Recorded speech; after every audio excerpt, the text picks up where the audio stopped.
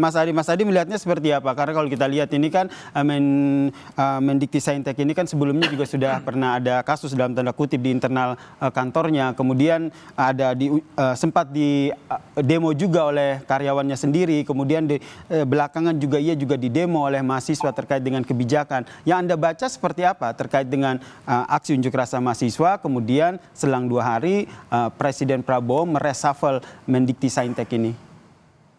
Saya kira 3 hal ya, Mas Yasir. Pertama, kalau mau jujur, pencopotan Menteri Perguruan Tinggi dan Ristek ini tentu tidak bisa dilepaskan karena konflik awal ya antara Menteri dengan para ASN di Kementerian Tinggi dan Ristek. Itu yang kemudian sepertinya menjadi catatan tebal betapa sang Menteri ini memang sudah sedari awal sudah menimbulkan kontroversi dan sesuatu yang menjadi polemik, dan tentu itu akan merusak citra pemerintah. Yang kedua, tentu tidak terlepas dari blunder politik yang disampaikan terkait dengan efisiensi anggaran.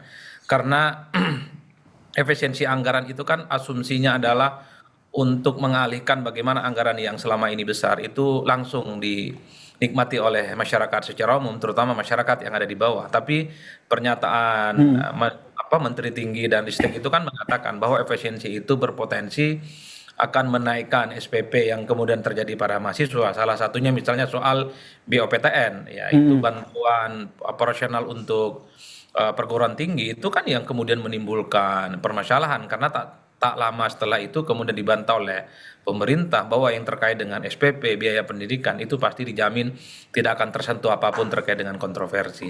Nah, yang ketiga, kalau mau jujur, ini tentu tidak ada resistensi yang berlebihan kalau sang Menteri Perguruan Tinggi dan Ristek ini diganti.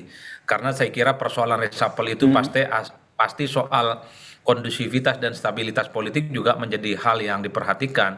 Karena kalau ada reshuffle menimbulkan resistensi, menimbulkan kegaduhan, tentu ini tidak bagus untuk suasana bagaimana stabilitas politik pemerintahan di masa-masa yang akan datang. Kenapa terjadi begitu? Ya karena memang Kementerian Perguruan Tinggi dan Ristek ini tidak terafiliasi atau tidak memiliki backing politik partai manapun. Karena kalau mau jujur, ada juga kan menteri-menteri yang menimbulkan kontroversi, kinerjanya memang sejak awal disorot, kehadirannya juga dianggap sebagai sesuatu yang tidak layak untuk jadi menteri, tapi per hari ini kan aman-aman saja. Karena sang menteri yang dianggap kontroversial itu adalah orang penting dan elit kunci di partai.